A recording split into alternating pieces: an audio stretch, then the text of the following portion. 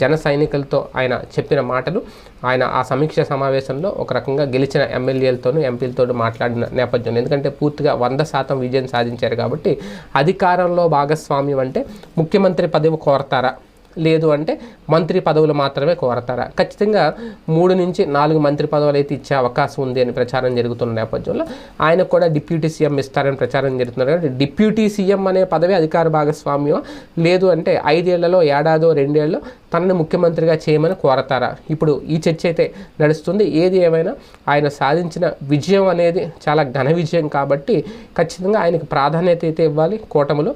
ఆ ప్రాధాన్యత టీడీపీ ఏ రకంగా ఇస్తుంది అనేది, కాకపోతే ఈయన మనసులో మాట బయట పెట్టారు. మొదట్లో సైలెంట్గా ఉన్న, పదవులు వద్దనుకున్నా, ఏమనుకున్నా ఇప్పుడు అధికార భాగస్వామ్యం కోరడం అంటే ఏంటి అనేది ఇప్పుడు చర్చ అయితే నడుస్తుంది. మొత్తానికి వాళ్ళ జన సైనికులు కానీ, పవన్ కళ్యాణ్ గారి అభిమానులు కానీ ఆయన్ని సీఎంగా చూడాలనుకుంటున్నారు. కాపు సామాజిక